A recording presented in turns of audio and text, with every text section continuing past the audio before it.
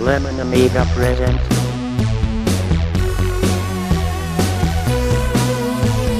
a Playguide video review. Sit back and enjoy the show.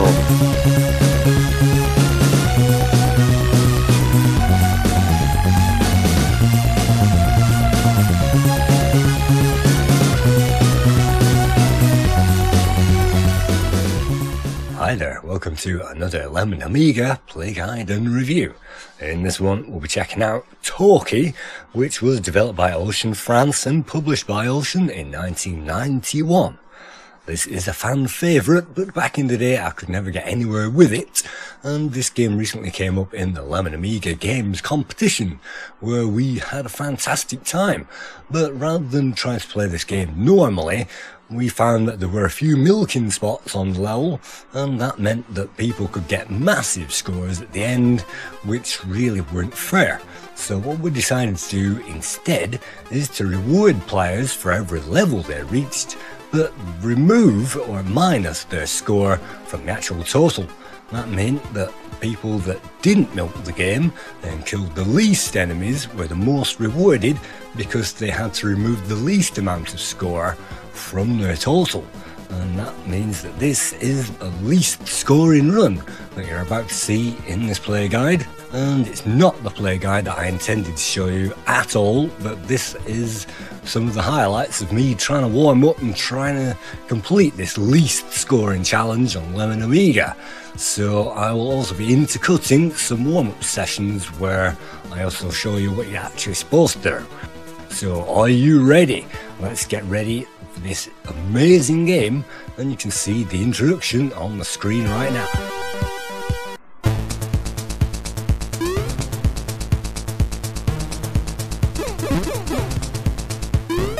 In Toki, we would normally collect the coins floating above, and that will give us an extra life for every 30 coins. But on this high scoring run, I'm concentrating on jumping over everything and avoiding everything as much as possible. The baseball helmet, or the American football helmet, you can see is definitely one of those things that rewards no score whatsoever. You can see, keeping an eye on the score on the bottom corner, I'm getting no score for these. And shooting away the hands and also the fish heads on this boss will give us no score either.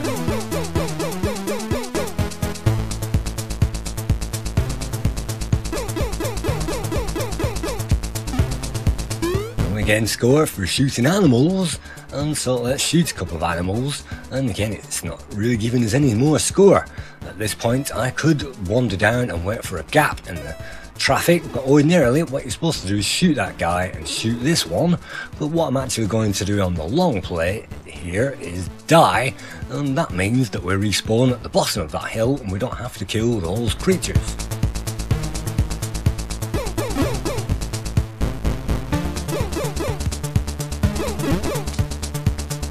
There's a spider just off the edge of that screen. You have to shoot it before it starts lobbing its projectiles out, and having done so you can simply walk and ignore the blue enemy in this low scoring run.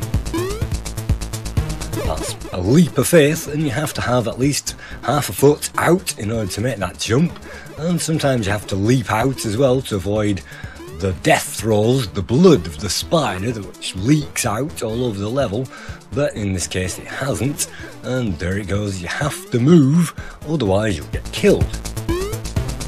In this low scoring run we won't be attempting to shoot much, and on my lowest scoring run I didn't even shoot this blue baddie, which reminds me of Ghostbusters. It's possible to jump on this trampoline, fall back down and then jump up, completely ignoring that blue enemy. Lastly, we get a bat, and we also get another one of these creatures, and maybe they're trolls, and we also get a butterfly. You can see the score is 1750, that's amongst the lowest score. I think the lowest score is 1700 I managed to find. The boss is a matter of standing very on the edge of that screen to the pixel. Having done so, you wander out and finish it off.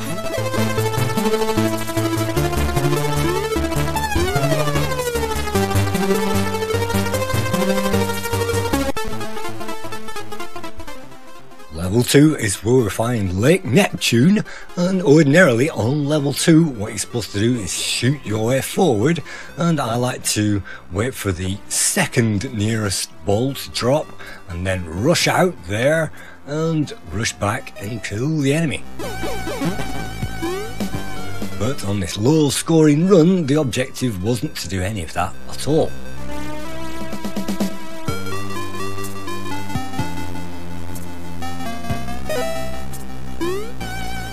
And I'm supposed there is a way to get around these bats, but I always got rid of them anyway, and there is a way to time these moths so that you can get through them as well. Ordinarily the flamer would give us a massive boost jumping into the next coins, but we're not going to collect any of those, or the baseball helmet. What we're going to do is to kill this monkey.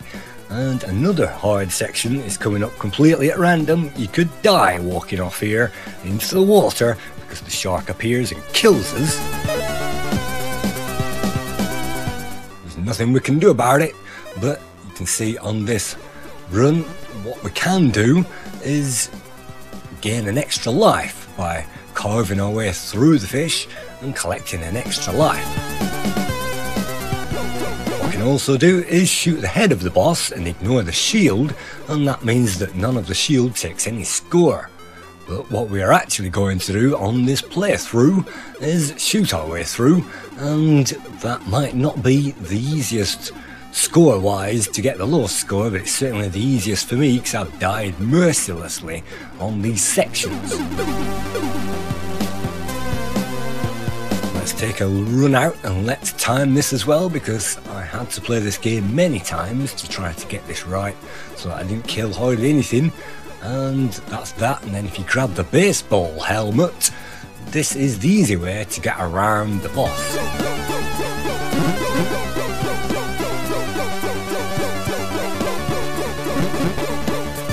That means that we don't have to incur any score from that thing, and we can simply march on to the end of level boss.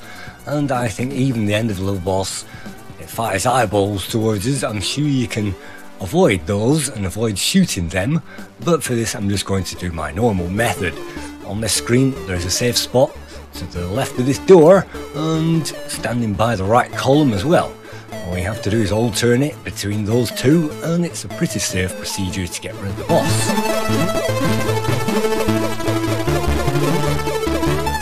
All of the bosses in this game, apart from the very end one, I found an absolute pushover, and maybe the elephant boss is the only boss that I found difficult. So that's great, it helps the player along as we enter the Caverns of Fire.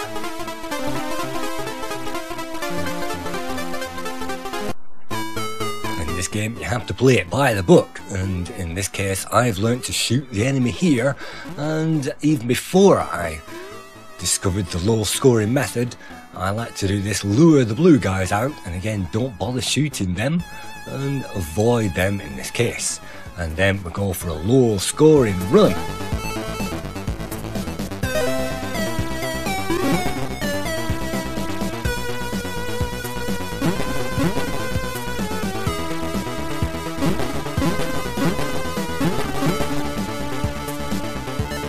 Having done that, there's another one of those American football helmets all the way up there. We can jump, and we haven't incurred any score detriment because we got killed, so let's try that again.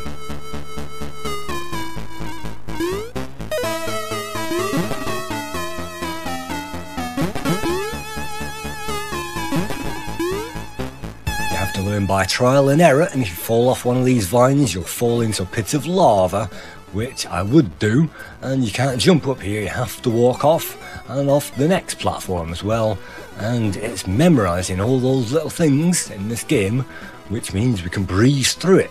It's by trial and error, and once you do get killed you'll certainly use that trial and the error to get through the game. In this case I've found an easy way to get through this monster, which is usually pretty difficult, and that means that we face the random firing spider who can still kill us if we don't jump at the right spot.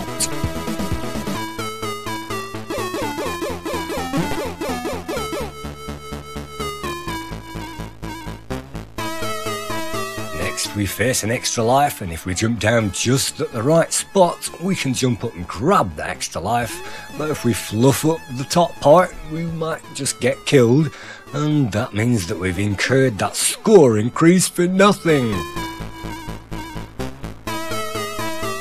And just about there, maybe I left that a bit too late, but that's kind of the area that you need to do to grab that life, and I tried it again, but stupidly, if you touch those aliens or those creatures, you'll die. But not if you touch them with your feet. Your feet are always an invulnerability spot, and so that's something to remember, because if you just catch an alien with your feet, it will die.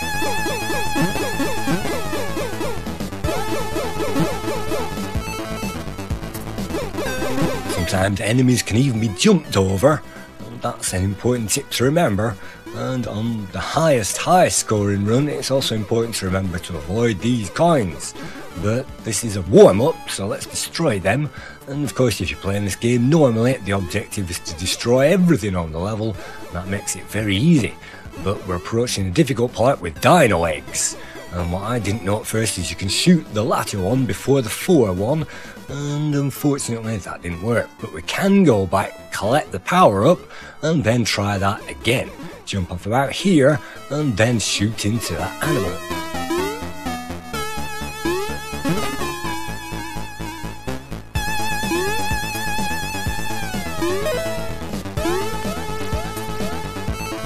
I never ever got this far back in the day, and I don't even think I got F level 1 because I found the game very frustrating, and during this low scoring run I found level 1 very frustrating.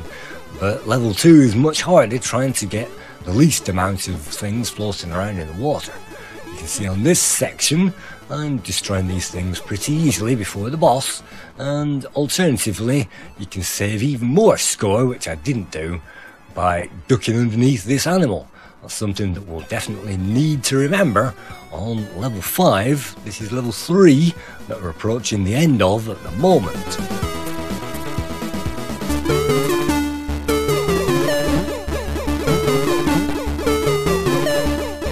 Level 3 contains a huge fat bloated grasshopper burping towards us, and so we'll have to destroy that thing before it burps all of its bubbles onto us, and that's not hard as long as you stand on the very last pixel. On to World 4, it's beyond the Ice Palace, and here we must fire into the aliens, and there isn't much that we can do to save score at this point. One thing we can do is jumping over every single one of these green armadillos, and when we land on the power-up we have to jump from the very centre of this one in order to land on the corner or the edge. If we don't, we'll die, but in this case we don't have to kill those enemies, and I deliberately did that in order to save my score.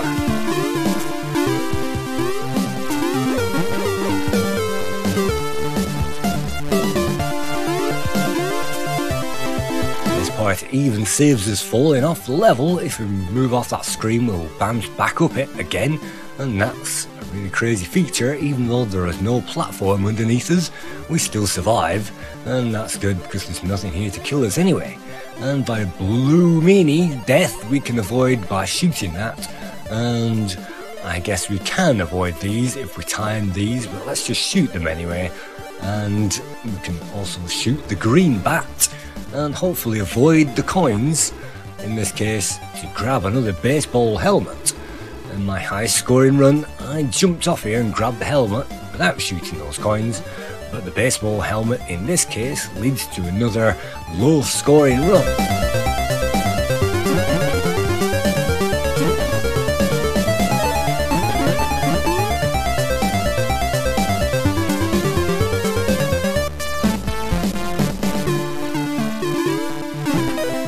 Here we can fall off and die at complete random in this game, and if you be heading towards the wrong direction you'll die, but in this particular case we turn around just enough to get that thing, and you cannot wait, otherwise the shark will kill us as well. So let's randomly destroy fish and hope that we save enough of those for a low scoring run, and in this case tackling the very end of that squid's tentacle in order to save ourselves being torpedoed.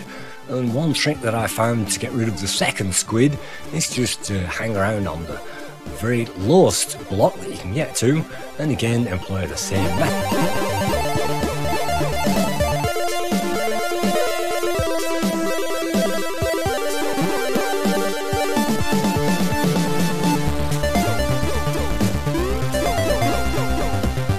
Level by far contains my favourite music of the entire game and my least favourite boss of the entire game, which is the elephant.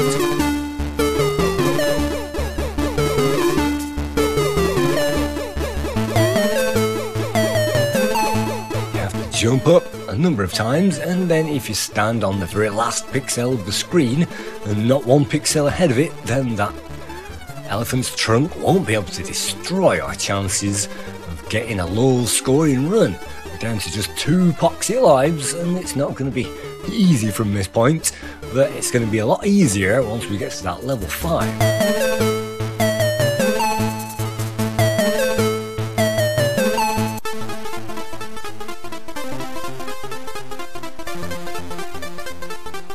In the dark jungle, the mighty jungle, unfortunately it leads to an easy level, which is fantastic for me because I'm sick of losing lives on this particular run. It gives us an extra life as well, and I think it gives us an extra life every level from now on.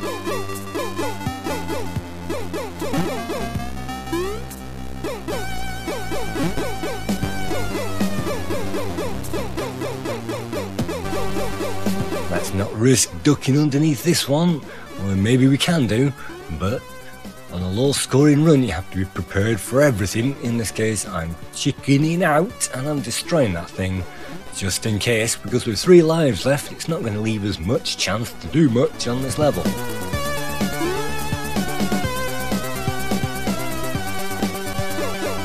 My preferred tactic is to crawl and shoot my way all the way through it. Stop and shoot, because there are a few giant iguanas floating around which will definitely need us to either jump over them, which I haven't mastered, or shoot them as soon as they appear. Another menace is this spider, which is also takes a long time to shoot it.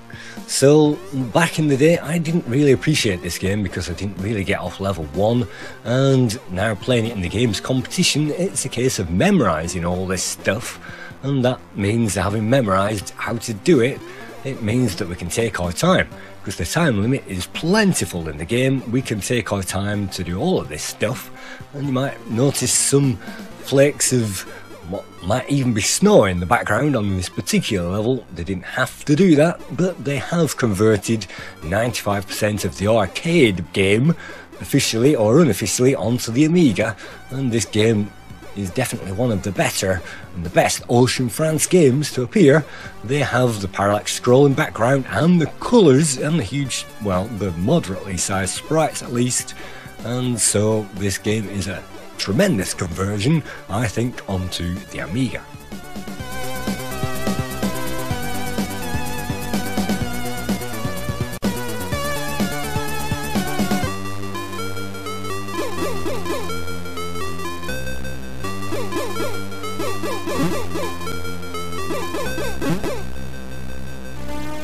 See, trying to get onto the edge of this isn't particularly easy, and sweat appears to be pouring off us. That's the background, which is a very neat effect, and you can also see that the coins, I think they're even high res. They might even look high res to me because they seem to be very nicely drawn, and even the background scroll as well. Not that you'll be noticing these amazing effects on this level. It's really great stuff to watch back this video because the player definitely will be concentrating on avoiding being killed.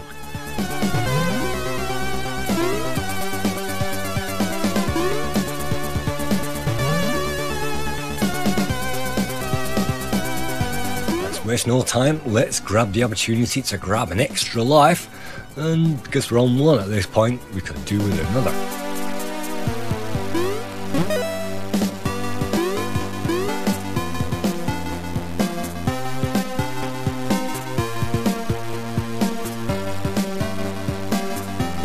This is definitely a hard part, and it can definitely catch me out, and it's just a case of jumping on these. They can't be killed, and you have to jump over these gaps.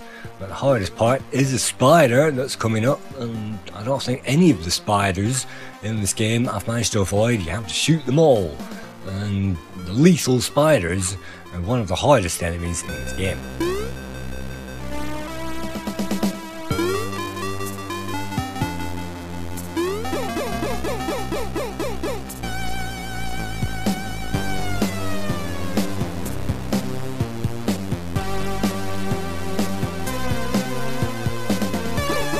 Even shoot that thing, you have to wait for the prime moment to do it, and then hopefully avoid its acid death, which I didn't quite manage to do.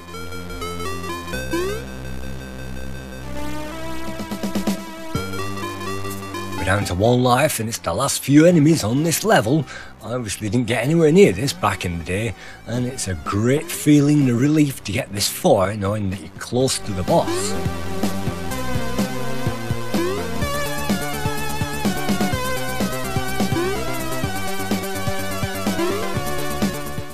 The last enemy is simply a moth over a pit of spikes, and surely this can't put up much of a problem. Fortunately it can, so at this point I'm going to switch over to another play. 28k is what I managed to score on that one, and on our alternative play 34k, so that means I've been shooting my way through the enemies.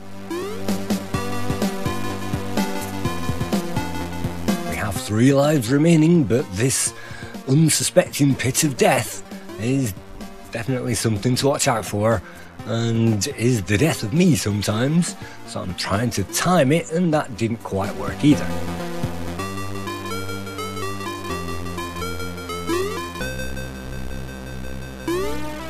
Moving on to the scores, the lowest score came from Data magazine, which gave this 70%.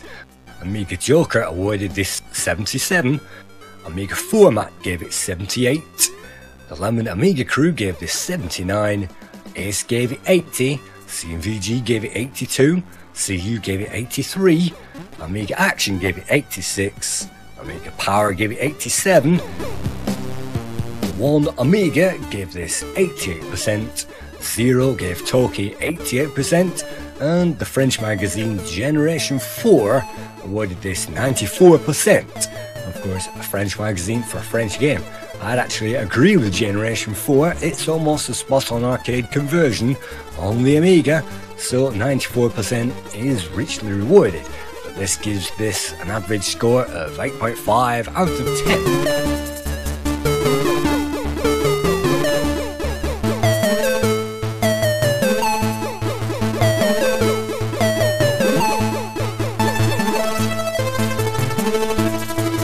Bosses are maybe way too easy, and I haven't actually played the arcade version to find out, but they are very easy.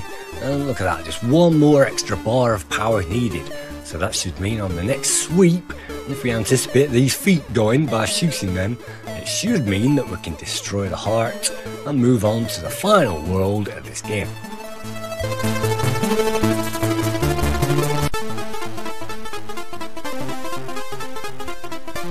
The final world is split into 2 sections. First of all, the Golden Palace, and the trick here is to hold down fire button from the start in order to shoot the guy which appears first, and then jump over his missile just like that.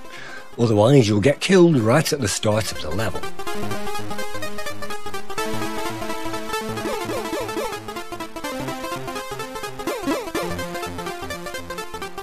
It's important to jump up and kill those flying bats. They can still kill us if we don't quite time that enough. And this level is one of the easiest levels in the entire game, apart from, well, section 4, which is pretty easy apart from the underwater section. But in this one, I'd like to employ my duck and shoot technique and simply use up my time efficiently to get through it without much danger.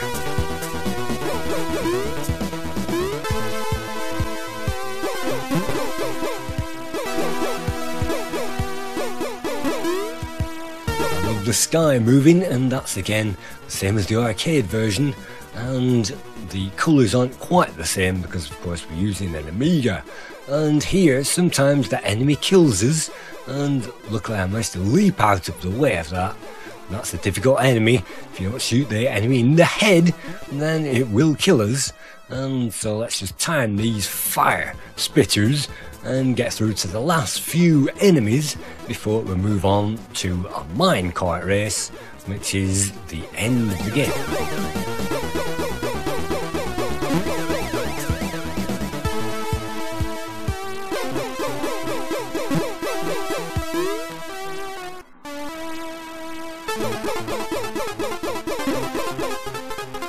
Brings our score up to 40,000 points as we enter level 6.2, and we also get another piece of text for that. Walking across the bridges of this magnificent domain, Toki must battle against his greatest foe, and Vikimeldo. Everything depends on this fight.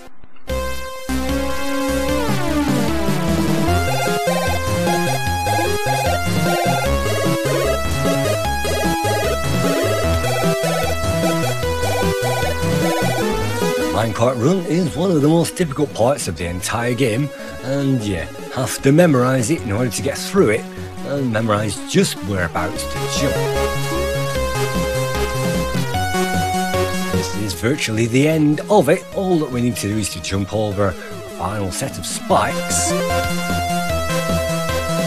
and that means that we are unfortunately sent back to the start of the level.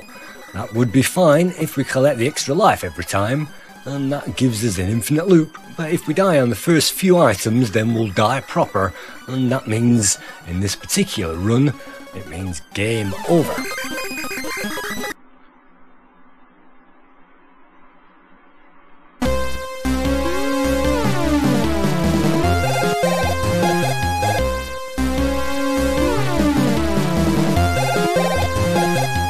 This is yet another try, and I managed to record the end of it. You can see 37k, and it should be up to 34 or 35k by now, but unfortunately I had to tackle the elephant boss twice, and that means that we have more score than we needed to. You can see I'm trying desperately to get further on this last level, and by looking at a competitor's video online I noticed that that's the way that he grabbed that extra life. So let's do it that way, and let's jump over the final few objects.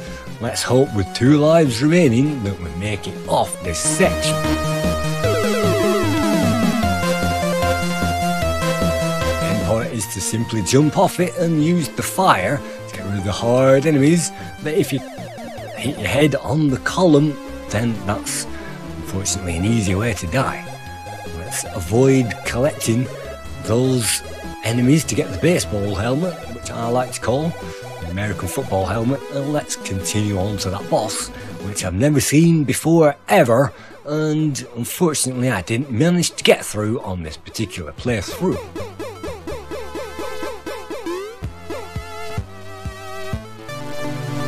So that's Toki on the Amiga. I won't show you the end credits in case you want to complete it yourself, and just like Arabian Nights, once you know how to play it and you can run through this all guns blazing, then it's actually a very fun game and very much easier than I remember from back in the day, once you have memorised everything and if you play it by the book. So thank you for viewing another Playguide and review. I hope to see you playing this, and I hope to bring out another one sometime soon.